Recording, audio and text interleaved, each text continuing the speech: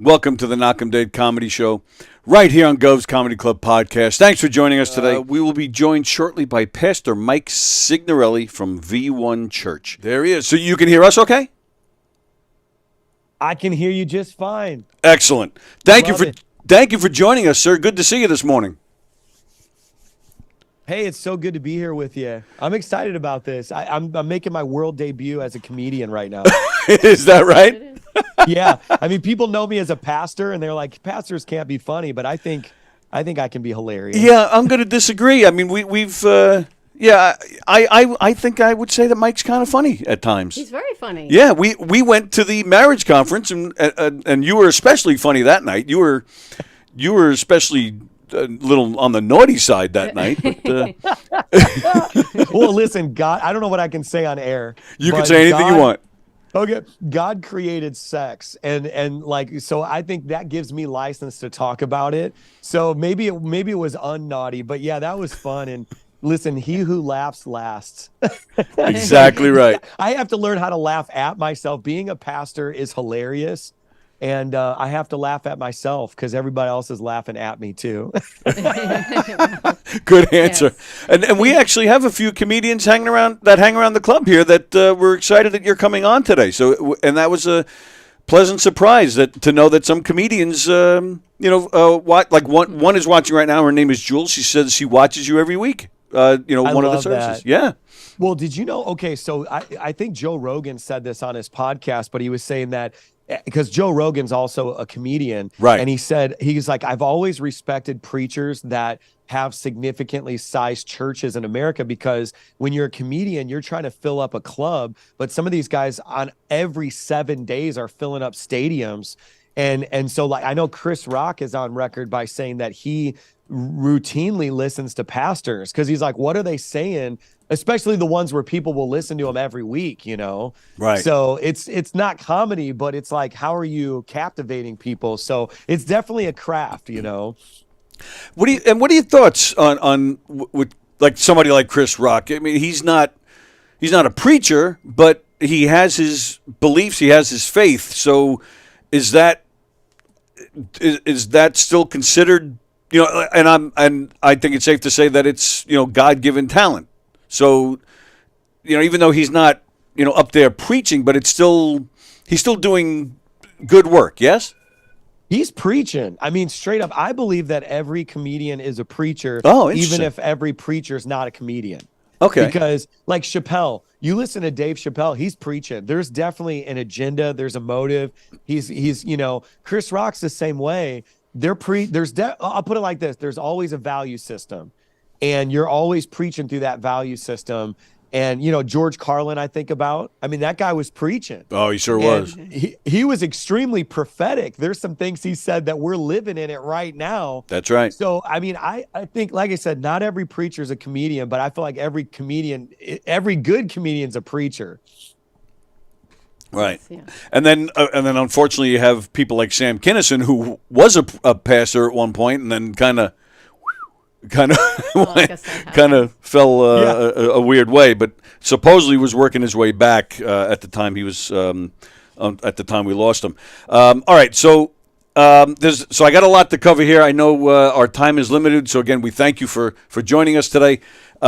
First question. Now, I received an email yesterday. There was talk about you possibly coming on earlier, but you had another interview to do, and they said that you probably won't come on earlier because you need to go to the bathroom in between interviews. So are you good? You made it? You know what I did for you guys? I'm wearing an adult diaper right now, so I want the audience to determine when they think I'm going in my pants. So I know we're on live, so you try to tell by the inflection of my voice whether I'm going or not, and then if it's number one or number two. That was the best answer. I didn't see that coming at all. That was fantastic.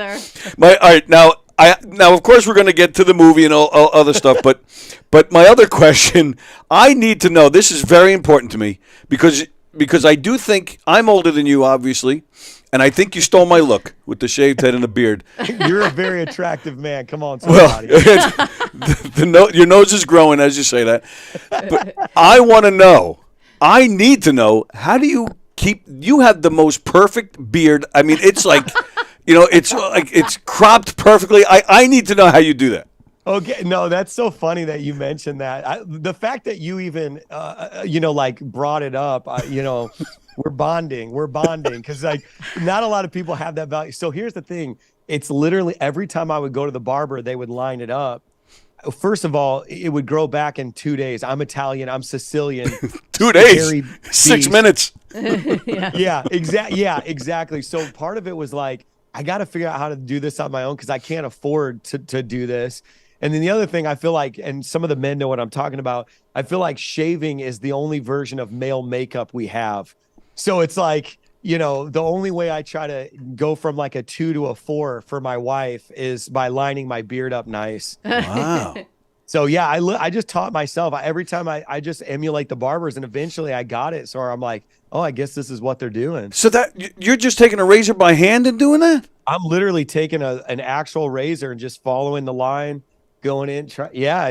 Over time, I got better at it. I think there's painter's tape or something going. I don't think we're getting the full story. Wow. I'm impressed. You got a talent there. Man, there's an unemployed barber out there somewhere mad at me that I figured out his trick. So. Right. Yeah. All right, so let's get to the important stuff. Domino Revival came out last week, coming back November 13th, correct? Yeah, November 13th for an encore, which is crazy. We enjoyed it. We thought it was a great movie. Tell us, give the viewers just a little thing about what the movie is. Yeah, well, let me just start by saying I used to be an atheist. So if anybody here is skeptical, or maybe you're anti-pastors, anti-religion, cult leaders, let me just tell you, that's where I come from, that perspective. I'm a huge student of science and philosophy. If you hate religion, so do I. We know, taking advantage of people, all that. Matter of fact, whenever you're against something, you have two options. You can complain about it, or you can do something to fix it.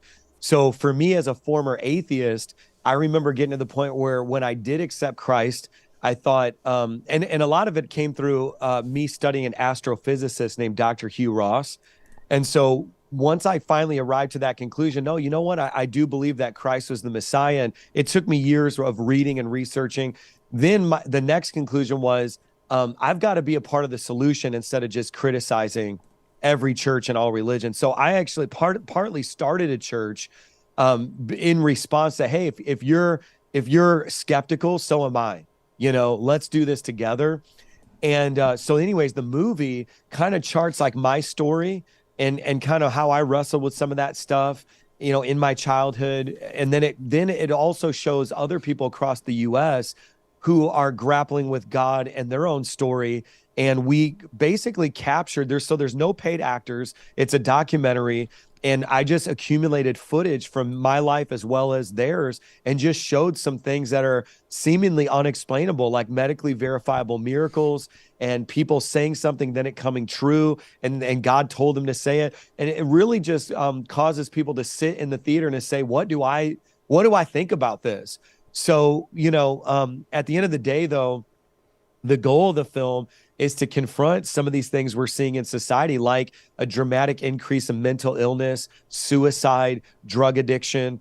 And it's my attempt to deal with those issues in the film. So thankfully, what happened on October 24th is we had over 20,000 people scan a QR code to say, I want to take my next steps. I'm canceling my suicide. I'm stepping out of addiction. And I want to do something about this. So, again, people can hate on religion. They can hate on God.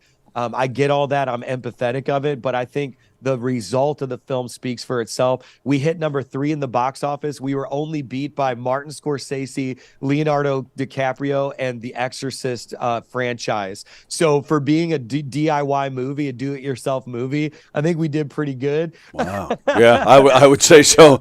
You and Marty just right up there. So let me ask, because you talked about starting a church, being anti-religion, and forgive me if this is covered in the movie because I don't recall it being there.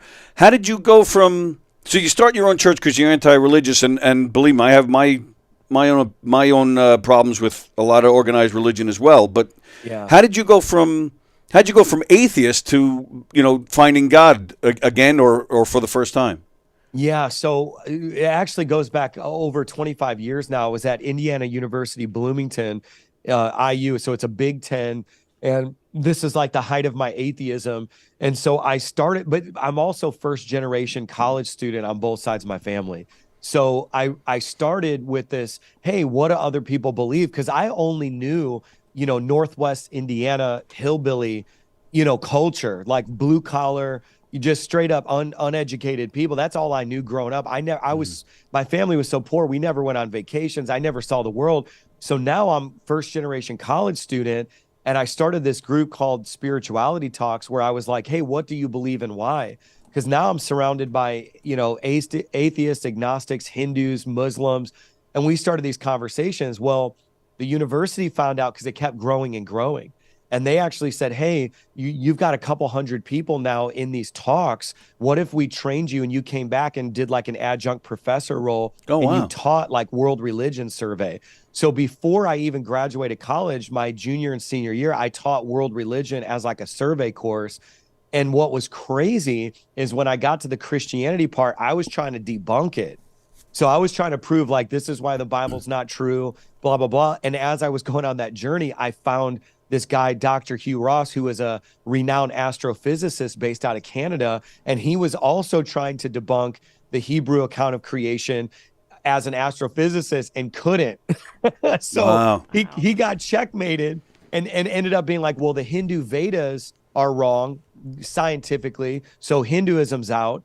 The Quran is wrong scientifically, so the Quran is out. And I'm just telling you what this guy's saying. Yeah, sure. And then when he got to Christianity, he's like, I can't disprove the biblical account of creation through an astrophysicist. So when I started getting hooked into his stuff, I came full circle, accepted, rededicated my life to Jesus Christ. And then I remember crying, being like, my mom was right, but my mom doesn't know anything about science.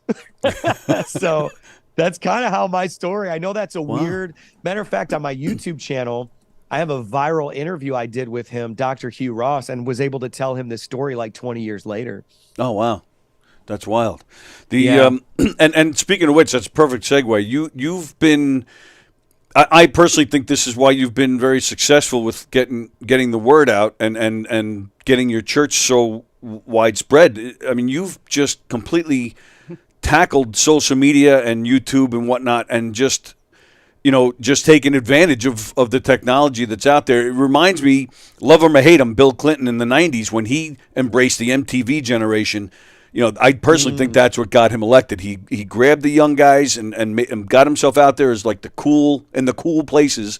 And you're kind of doing the same thing. You're getting out there in all the places where, again, all these accessible places like YouTube and social media. I don't know if other people are doing that, but I don't think anybody's been as successful as you.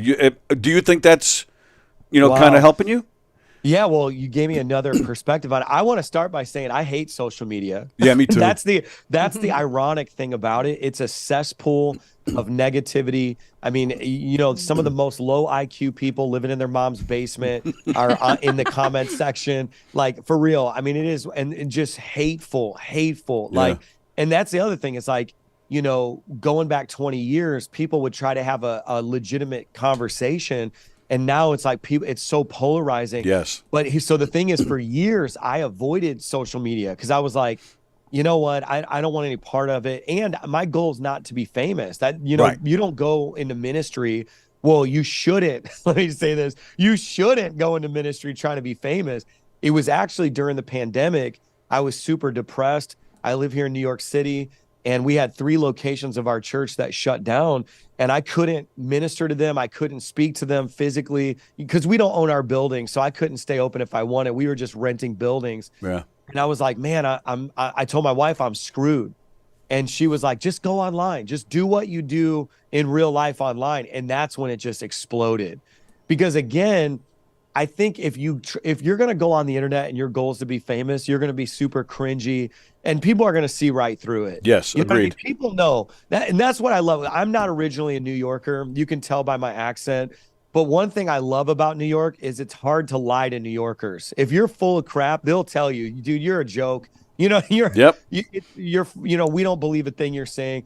And what I like that about New Yorkers, And so I think when I went online, people are like, you know what? I don't agree with this preacher, but he legitimately seems authentic about what he's saying, and he's not trying to take advantage of people. Yep. And I think that there's no way, because people always ask me, what's the algorithm? Teach me how do I get a lot of views on my video? I'm like, they either want to listen to you talk or they don't. Right. Like, there is no algorithm. It's like either people want to scroll past you or they want to hear what you have to say. Even the And ones I don't that know how don't to want to help hear that. it or disagree, they want to hear it so they can come out with their negative comments. True. Yeah. Do you? And I agree totally with what you said about social media, but there is I try to stick with the good part of it, which is, reconnecting with old friends, keeping up with all your friends and find out what they're doing, what their families are doing, seeing photos. I've really I worked hard at it, but if I see something I don't agree with or anything negative, I just keep scrolling. I don't engage. I don't do anything, and it thankfully allows me to enjoy the social media more, especially during something like a lockdown where I'm just able. All right, this guy's carrying on about Biden or Trump. I don't need to hear it, and I just keep going. And I'll talk about baseball and I don't know, and just stupid stuff. And you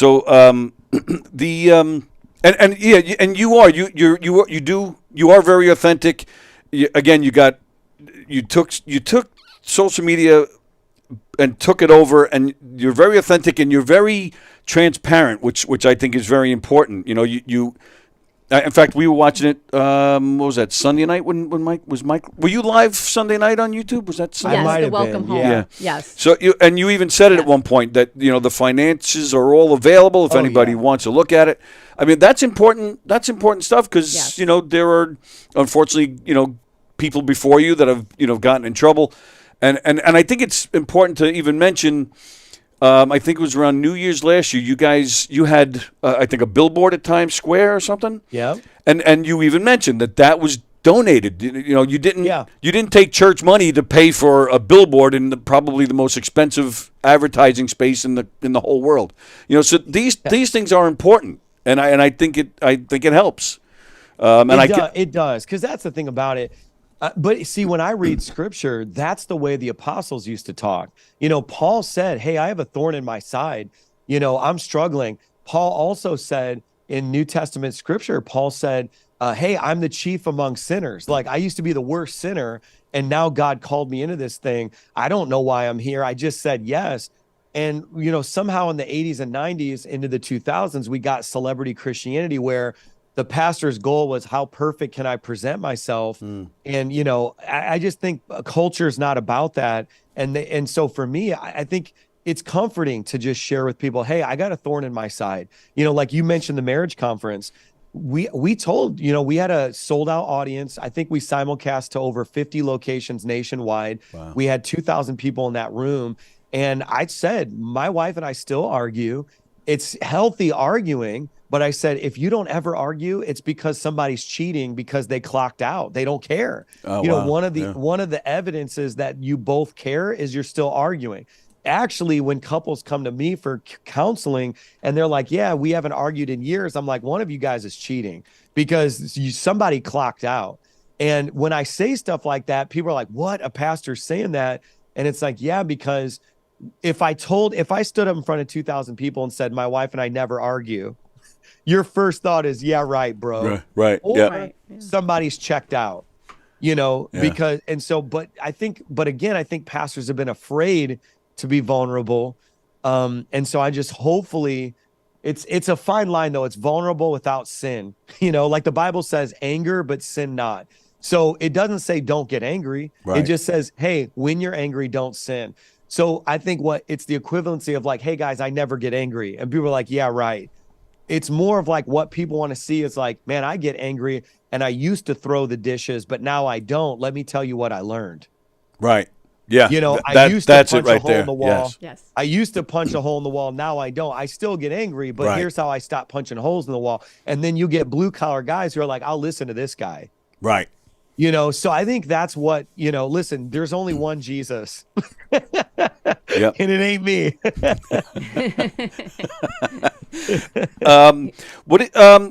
Now with the movie? So yeah. So it's getting the encore November 13th, which is fantastic. The did you what made you make the movie now? Was it just funds or getting the crew, or did you feel that is there a particular reason why this has to come out at this time? Well, what's funny is, so I went on a self-funded national tour towards the end of the pandemic called the Domino Revival. And it was Right. mainly because, like you mentioned, I started blowing up on the internet, and I was like, I want to meet these people in real life. I want to hug them. I want to hear their stories. So I've just cashed out my retirement, my savings. I'm just like, I'm going to go. This was like post-pandemic. I'm going to go from location to location across the US and whatever. Well, I filmed it because I was like, this feels significant. It feels like something important. But then I was thinking like, oh, 30 years from now, maybe it'll be a part of some documentary or something, of what's happening in Christianity post-pandemic. But then one of my team members heard that the CEO of Fathom, which, if you don't know, every major movie in America comes through Fathom. So whether it's Lord of the Rings, Teenage Mutant Ninja Turtles, whatever, Barbie, it goes through Fathom for distribution to AMC, Cinemark, Regal. And so it came through the grapevine that he listens to my preaching every week. So one of my team members is like, what do you want to do about this? And I jokingly said, message their team and say, if this is true, we want to do a movie. And they were like, well, what's the movie? And I was like, I don't know. I'll make something up by the time we get to the meeting. This is like a real conversation. I was like, I'll make something up. So then all of a sudden I get out of that conversation with a team member, and I just get this idea. And I'm like, oh, what if we do the Avengers Endgame of revival? Like, and kind of like how Tony Stark and all these Avengers have to save the world. They all have to come together despite their differences, right, and to save the world. And so I was like, me and all my ministry friends were all different. We don't all agree on everything. One's the Hulk, one's Spider-Man, but we all come together because we're fighting something bigger than all of us right now. And that was the plot of the movie. So then I sit down with the Fathom guy and I'm like, hey, here's the movie. And immediately they're like, yes, it's approved. And I'm like, what? So I come out of that meeting. I go back to my team. I'm like, guys, I have good news and bad news. And they're like, well, what's the good news? I'm like, the good news is we're doing a movie, and it got approved to be in all the movie, Cinemark, AMC, Regal across America. And they're all like, yes. I'm like, what's the bad news? I'm like, guys, we don't know how to make we have to write a movie. And Fathom approved it because they're picturing you in some kind of superhero with a cape. Yeah, they think that we can, somehow we faked them out. Right. So then I went on this journey of figuring out, like, how do I make a movie? I asked like 3 times total, 2 or 3 times. I just asked everybody, if you want to see this movie, donate. We raised the funds, and then we just made the movie. And then, like I said, now imagine, fast forward. Now, I was raised in a trailer park by a single mom on welfare. So like, imagine you hit number 3 in the box office. I'm laughing hysterically. I'm like, this is God. Right. There's no other explanation. My life should never. This is not supposed to be the plot. My dad went to prison for murder. He died prematurely. Like, my gene pool is very dysfunctional. You don't make movies, right? And it makes me want to cry even saying it out loud. Like, you don't do this stuff. And that to me is the gospel. I hear you. Is when he just wants a yes. You give him your yes. And then, one of the scriptures says, if, greater he that is in me than he that is in the world. And it's just like, I'm telling you, it's supernatural favor. It doesn't make any sense. Then it was only supposed to be one night only for the 24th. Right. Now they got back to me and they're like, hey, because of the demand, we're going to give you guys another night, which also shouldn't have happened. So my expectation for November 13th is crazy off the charts, Yeah, that's great. Congratulations. And I hope at least, it's safe to say, and it's fine that you, of course, made money from the movie. So I hope you pulled Mom out of the trailer park. Well, let me say this. I'm being brutally transparent about all this. We still haven't broken even yet. Come on, really? Yeah, it is so expensive to make a movie. And like, I think it's reporting a little over $500K for that one night, which is cool. But it's a split that you do with, the other, you do a split with the theater chains and stuff. Sure. So as of right now, we haven't broken even yet. But Wow. my goal is to, hopefully with the 13th, we exceed. And, listen, Jesus had a purse holder. People don't know this. Judas' role was actually keeping the finances because they had to have finances to get 13 men, Jesus 12 plus 1, traveling all over the Galilee to do ministry. It costs money. Right. And actually what caused Judas to betray Jesus was a woman did this extravagant offering to Jesus with this heirloom, with this oil. And it was equivalent to it was as expensive as 1 year's wages. So imagine $70,000 in perfume that this woman just lavished it on Jesus. And Judas actually got super ticked off. And he was like, Jesus, we could have given that as, to the poor. And Jesus clapped back and said, Judas, you don't even care about the poor. And the Bible says that when that exchange happened, that Satan forcibly entered Judas' heart. So it was actually an argument over finances that caused Judas to betray Jesus. And a lot of people don't know that. Yeah, I didn't know that. So that's why I am very transparent about finances. Our church is very generous. We support every Christmas, for example, we adopt 3 what are they called? Shelters in Brooklyn. And we just provide Christmas for the entire shelter, top to bottom. And we've actually scaled that to 5 countries worth of shelters in the last 7 years. Wow. So, there's nothing wrong with having money, just like Jesus had money. It's what you do with it, you Right. know? Like going shopping at TJ Maxx. Yeah. Oh, yeah. No, my wife, that's another story. Okay. She's the $3 shirt queen at TJ Maxx. She's like, it's basically free. I'm like, you bought 13 of them, Julie. But they were on sale. You saved money. Yeah. It's like we saved. That's great. All right. So we got a little less than 10 minutes. There's so much I would love to talk about. So, but I know I'm all over the place. Sorry. So Yeah.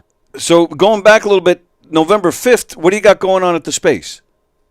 Oh, okay. Yeah, I am going to publicly announce this. So, we have the 5th is the Space at Westbury. I've got my good friend Daniel Chan from London. So he has a funny accent, but he's super powerful. And then I've got Tony Horton, who's like a viral worship leader. So we're going to be at the Space at Westbury for a 9 and 11 a.m. So you could pick a 9 a.m. service or 11 a.m. service. And we're going to fill that thing up. We have our New York City people coming out. We got our Long Island people coming out. So that's the 5th. And then the next day on the 6th, Right. we're actually shutting down Times Square. And so, and we're doing a big event, excuse me. And I've got some of the cast from the movie coming out.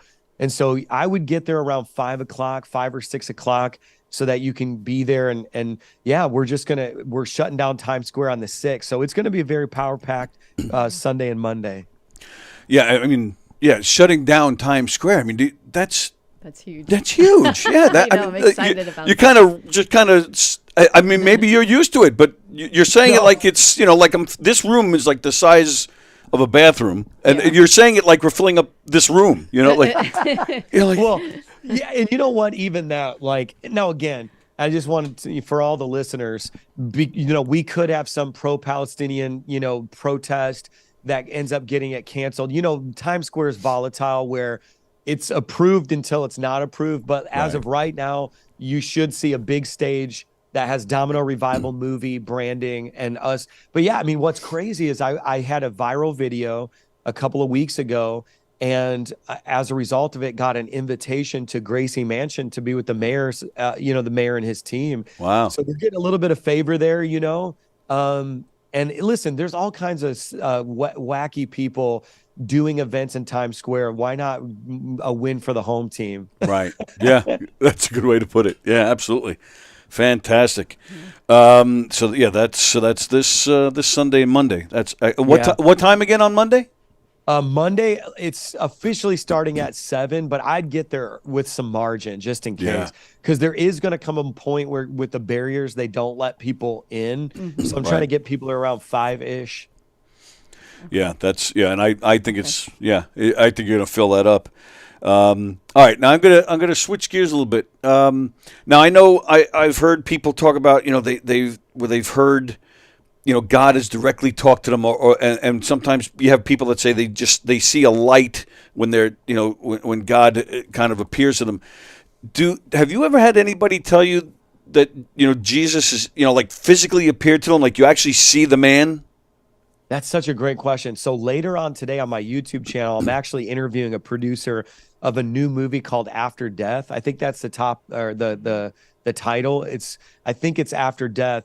I'm obsessed with after death experiences, by the way. So I love hearing people's stories of I died and this is what happened. Yeah. And I'm going to actually focus more on those types of stories on my YouTube channel in the next couple of months. Oh, wow. And I'm doing an interview later on today about that. So yeah, I have heard many accounts. Matter of fact, to me, what's really compelling is, and again, I know this is gonna be a little controversial, but I'm just spitting data, is I've talked to countless Muslims who have died and actually have encounters with Christ, and Christ tells them that I'm not just a prophet, I'm actually the Messiah savior. And then they come back and leave Islam, and it's super controversial in their family. I've heard countless atheists who die and literally stand before God as Jesus Christ and say, it is true, religion's got it messed up, that kind of conversation, but I really am who I say I am. And those are really compelling, but it's not your time, you're coming back. And these people end up becoming these really hardcore Christians. So those stories have always intrigued me. The other thing is I've also heard accounts of people dying and going to hell. And, it's, everything starts getting hazy. It's the smell of sulfur, smoke, and it's dark all around, the voices, the torment, and that kind of stuff, which quite frankly terrifies me. Yeah, man. So, I'm obsessed with that stuff.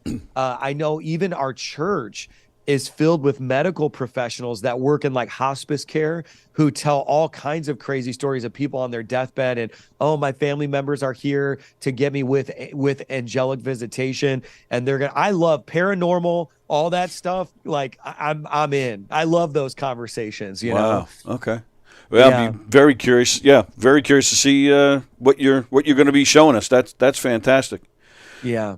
Okay. So, I'm going to let you go because I know I know you're a very busy man. I am just going to quickly say, I think a little while ago, you in mid-sentence, you said, excuse me. I think that was the number 2. And I think when you were talking about the Endgame and Avengers and all, I think you were doing number 1 at that time. So that's those are my guesses. You wanted us to guess, so I didn't lose sight of that. Oh my goodness. Okay, Let me check my diaper and confirm. It was a real pleasure talking to you today. Lisa goes to your church every Long Sunday. Island. I'm there most of the time, and I've seen you. And I think it's a great place, and I thank you for your time and all the best with the movie and on Monday at Times Square. And I hope you come back and we can talk some more. Tony, you're awesome, man. I had so much fun. Yeah, Good. Let's do it again anytime. Cool. Thank I'll you. definitely take you up on that. And then real quick, the socials and websites, where can everybody go? I would tell everybody it's an Italian last name, but if you go to Mike Signorelli, so SIGNORELLI.com, all of it's linked there, YouTube, Instagram, whatever. So MikeSignorelli.com. Okay, cool. Very nice. Thank Again, you, Mike, Pastor you Mike. very much for your time. Awesome. Yep. Talk to you soon. All right, sounds good. All Thank you, right. buddy. Bye-bye. Oh, yeah, he jumped right off. You see that? He was gone. He's a busy man.